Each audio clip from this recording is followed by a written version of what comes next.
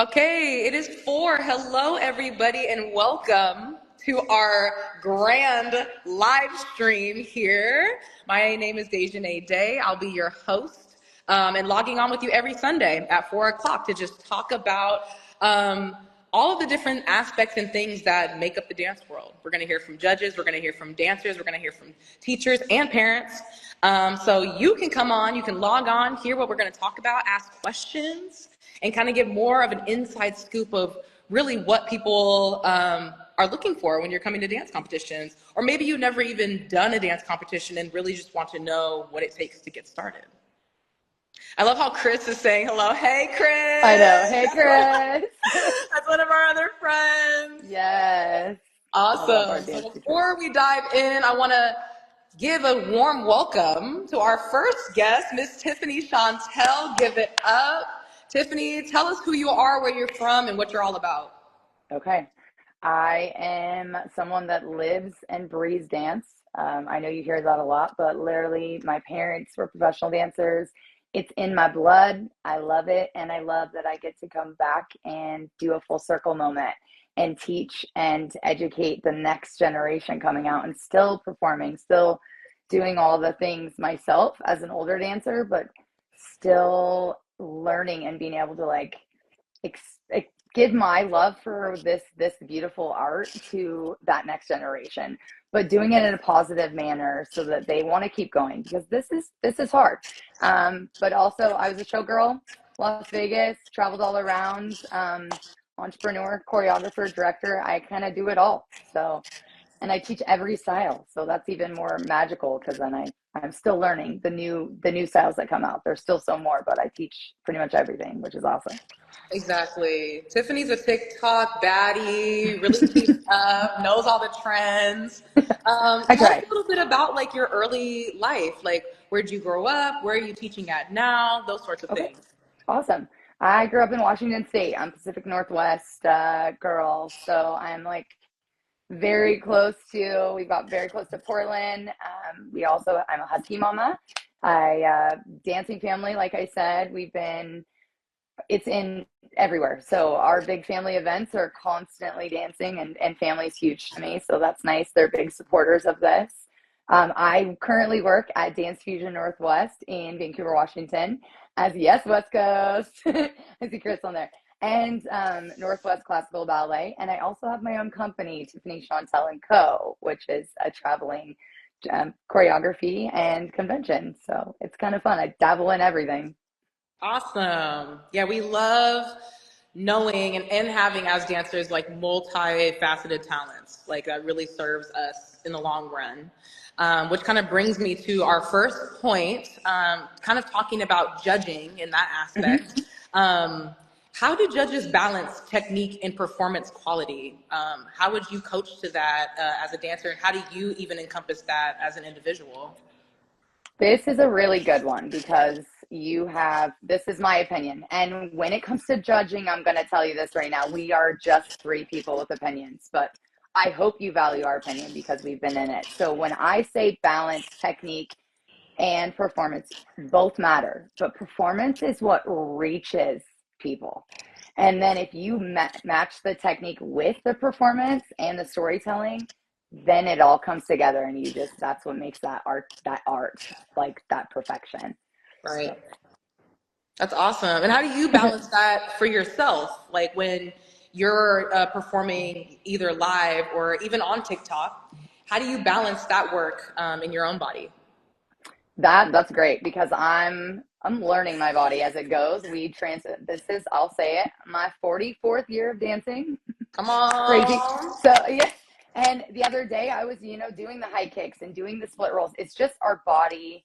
We need to learn we're not always going to land that turn. We're always not especially as I'm aging, I'm going to say it, but I'm not going to lose it in my performance quality. Like if I'm going to adjust. I'm going to go and figure out. That's how I take it. And that goes along with another, like, for dancers too, is how you adjust and how you come out of it and not lose that performance and connect it.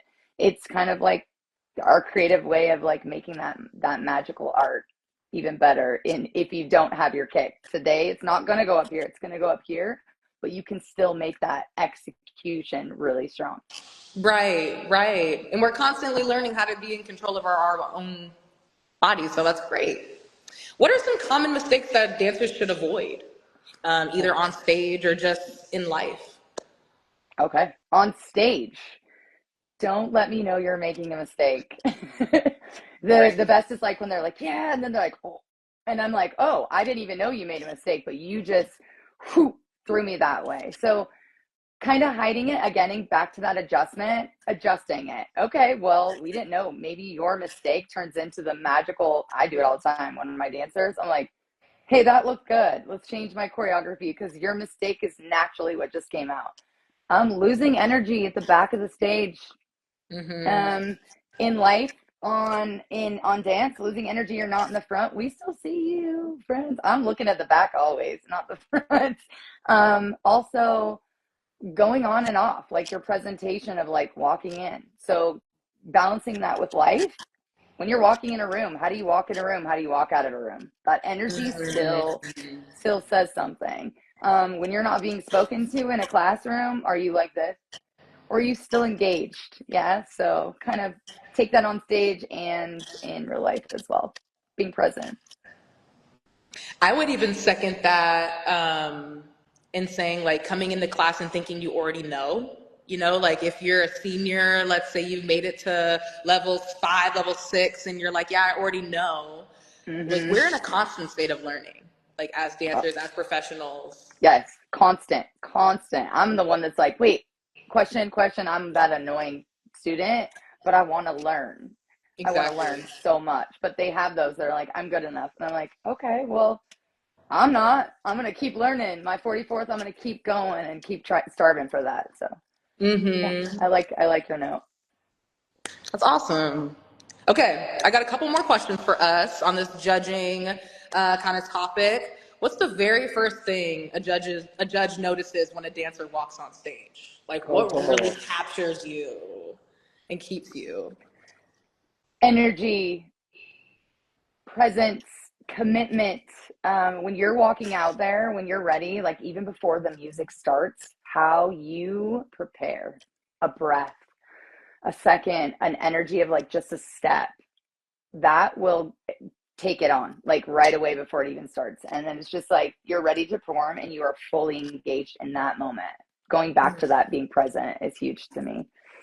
And like a follow-up question to that is, what is some advice that you would give in preparation to coming on stage? Like, what are some key tips that you want to give these dancers as far as like either breath work or tuning in? Like, what are some ways that we can like get to the stage and be ready? I'll share some that I do with my own students and that I do with myself. I see a lot of, especially with new dancers that are going to, they want to be there because all the other ones are like, yeah, we go to the side of the stage. We cheer our friends on. Then we run over here. We run over there. For me, that'll make my anxiety go crazy. Like I need to be earphones, totally zoned, totally ready. I breathe. I do really hard, like bringing your heart rate down so that you can go up and Mm-hmm. also bringing it down while you're on stage so that you're not going to go like this and go boom and crash. Huge. I do 4 counts in, 2 counts out, like 3 times. And the minute they get done, they have to do it again. So they prepare. When I'm stretching, I also have them just listen to the music, just constantly listen to music. Don't do it. Just imagine yourself because we are artists, we are visionary, and we can see ourselves doing something and executing it to our full potential. Then we go out there and just slay. Like just hammer, Right. you know what I mean? Like go out there and be like, do your thing. Like you're out there, you're not out there to go, oh my gosh, what do I do? I'm not, no, you did all the work in the studio. Just Mm-hmm. breathe and go out there and live. To kind of summarize, it's like an embodied practice that we have Yes, to find. yes, Um, yes. yes, I totally agree. I even find sometimes it's funny because students will often like giggle when things are a little awkward or might be hard. And something that I've been questioning with my students is like, where is that silliness coming from? Like, are you actually laughing because it's funny? Or are you actually laughing as a response because it's like you don't know how to respond? You know, Yes. like, can we actually center that laughter and like turn it into like maybe hard work or maybe like Yeah. grit, or maybe like focus. That's so great. Two more questions. What small details make a routine stand out to you? Oh, okay. Small details. Transitions are huge. Mm-hmm. I see a lot of trick, trick, trick, trick, trick, trick, trick, and then it doesn't connect really, really smooth. Clean lines. Again, your leg doesn't have to be up here, but please just make it clean. Yeah, like elongate those lines. The whole storytelling doesn't make sense. The why, like the small details of like, why are you doing this aerial right here? Does Mm-hmm. it make sense with the music? The impacts of sometimes it can be just like a look and like the boom, and you're like, whoa, or a scary feeling, just little details, paying attention. But it really comes down to I'm going to speak to the dancer, the choreographer, the teacher, the cleaner, because there's a lot sometimes go into one piece. I want them to all be on the same page of the why and like make sense from the beginning to the end. That small detail, when I'm like, oh, they did the work. They did the work in this piece. Like Mm. a kid that sticks out in my mind, Elvis. It was an Elvis piece. But the way he moved, I think you were with me on that, or I think you I might think have so been. too. The way he moved, I was like, this kid did his research on the artist that he's playing. Those small details are like way beyond after the performance is gone. It's a year later, and I remember that kid, like the way he was moving. I was like, oh, Elvis doesn't move easily. When you can get in there and move just like he does, it's like, oh, kid, you worked. So that's awesome. Right. Yeah. And this might also be some advice for teachers and choreographers that might be coming on here. What would you say to them as far as like what small details might make routines stand out? Like, how would you coach them, helping them, maybe storytelling to their students? What are some things that you want to give them? I love talking to choreographers, even though they were like, talk to the students all the time. But I always kind of talk to the choreographers too, because I feel like it's a whole package. It's like you I can tell a difference when a choreography is given and the dancer's doing the steps, or when the dancer is connecting and performing to the steps, they had a conversation. Right.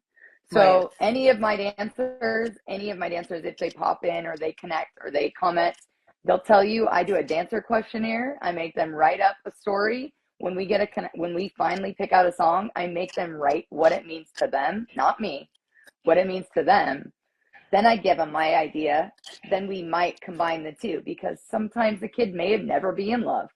Well, maybe your love is for your dog, and this connection and commitment is like, so you make the story different. So having the conversation with your dancers, because sometimes they're they're wanting to learn, but if you don't teach them how to learn how to tell a story, then they're just going to do the moves like a robot.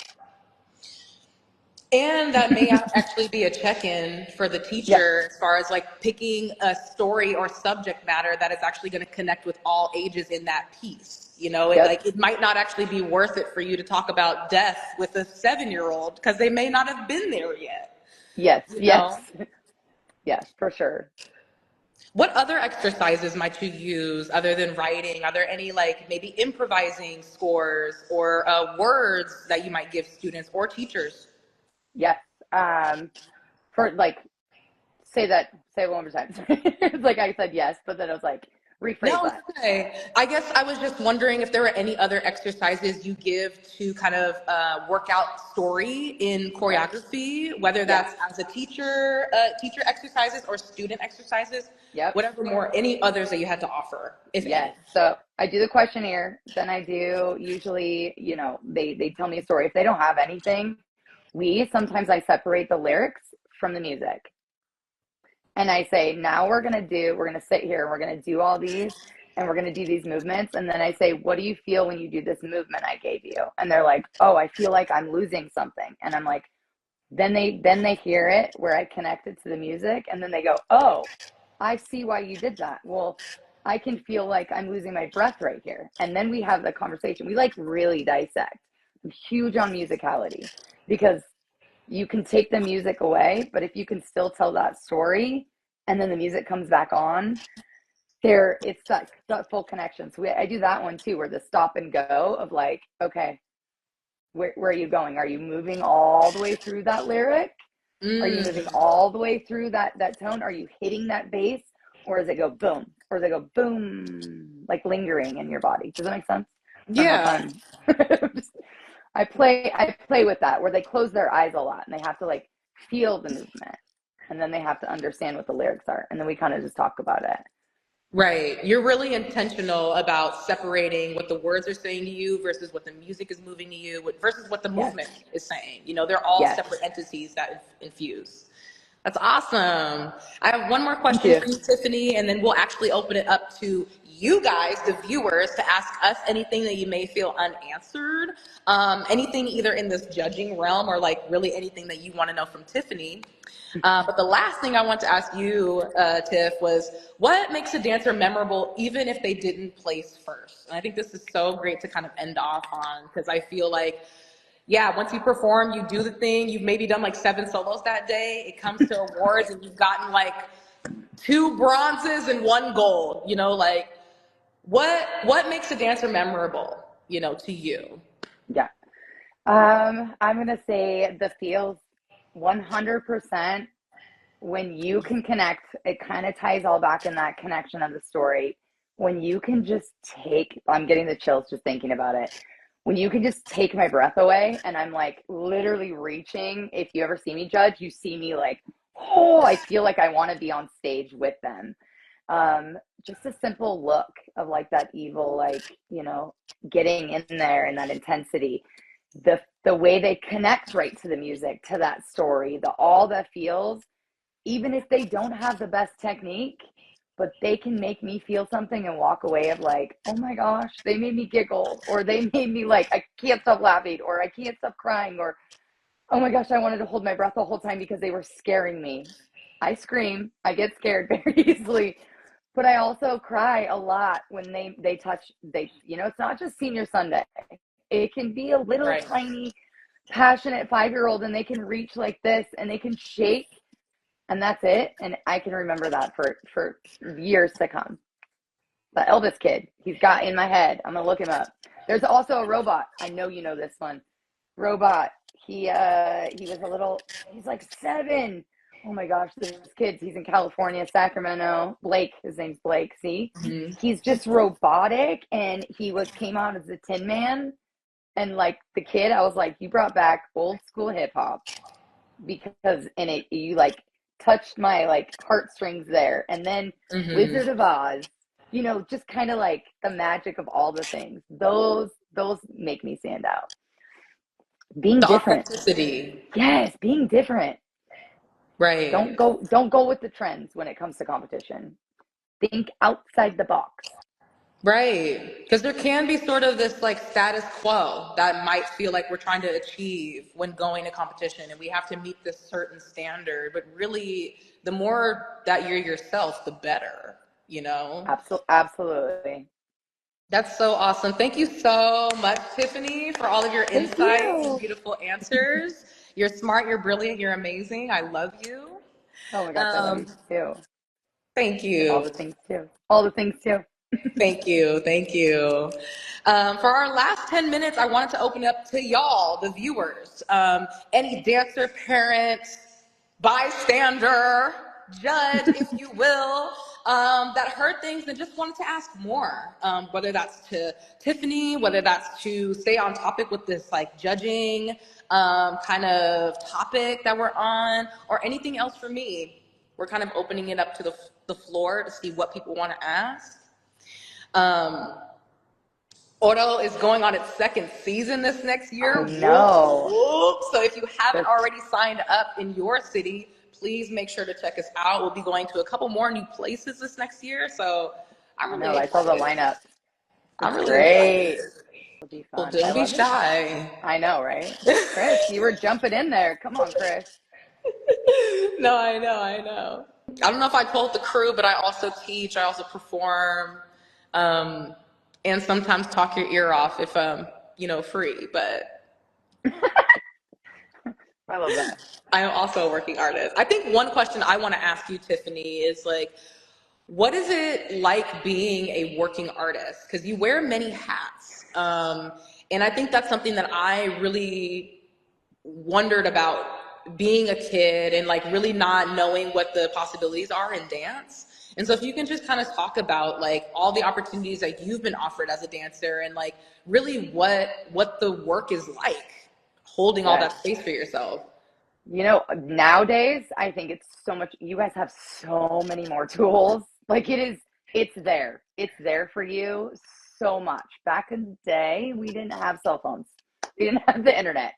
We didn't have anything. You wanted to get to an audition, you map quested. I don't know, aging myself, but that thing flew out the window, good luck. You're right. So it's just like, but totally aging myself. I'm like, watch this back and go, why? But don't give up. Like, I will tell you right now, it took me many, many, many years to just be a working artist and not have another job besides this industry. Right. I've bartended. I've worked at beauty salons. I've managed clothing stores, Buckle and Nordstrom's and like all these, like I put in the work. I had a mortgage company. I wear many, many hats. But I've always had dancing along the side. Now, that being said, find what you love in dancing. Maybe it's not, there's performers, there's choreographers, there's teachers. One is sometimes not all three. Like sometimes you can be a great performer and that's what you're great at, but you're not a great teacher. You're not a great like educator, like at all. Like you're like, that's okay. There's also great teachers that are like, I don't like to perform. That's for, so find what you're good at and what really fuels your engine. Not just your soul financially. I did a lot of promo work because I love to give. If I could teach dance for free, I would all day long. But I gotta feed, myself, my husky, like I gotta have lights on, I gotta get from point A to point B. So doing that, you've got to find the engine fuel, but you also, for me, I got to find that heart. So I find the balance of both, because if I'm just doing engine, I was a mortgage broker for a long time. I could just be rich and be a mortgage broker, but that doesn't fuel this, so I do a balance of both, and don't give up, because you're going to have 1,000 no's. Let me tell you, I've had millions, but it fuels me to be like, all right, that 21-year-old, I got you. I'm going to make that audition, which I have in like 2 weeks.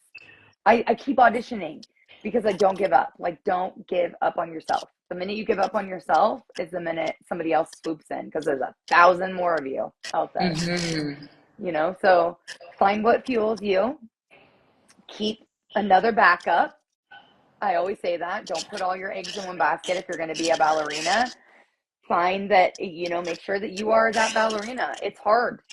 Like if you're going to be a rockette, train that way, Put yourself also around other professionals that believe in you.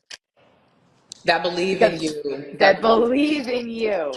Because there's a lot that want to tear you down, and it's easy to do on our self-esteem, and it's easy to do on our mental, like health. That's huge. Mental health is huge in this world too. So yeah, get a good community, find what fuels your engine and your soul, and find the balance. I think that was such a great point that you brought up, as far as like, just because you're a great dancer, technician, like performer, does not mean you may hold that same quality as a teacher. That also might not mean you hold the same quality as a choreographer, and that actually is okay, because it will actually be a deficit to you the more that you keep putting yourself in these sectors that like you're not you're not serving the people that you're working with, and you're also not serving yourself. It doesn't mean that you can't necessarily get better at that skill set, but like really being a realist as far as like, these are the skills that I'm super good at. These are the skills that I actually like can grow and get better in. And these are the skills that I should probably just set down because it's of course, it's not getting me anywhere. That was so great. And like for myself, like I went to school and I chose an institution to study dance because I was really nervous about freelancing and not really having a backbone yet to to go in these spaces and just like put myself out there. Like there are so many different avenues, whether in an institution or just going for it, that you can really start to discover yourself and really where your strengths are. Of course. Yeah. I guess our last question, because nobody's asked any questions, and you know what? I get it. That's it's okay. Our first time. We're shy. Like next Sunday, I'm gonna see these names on here.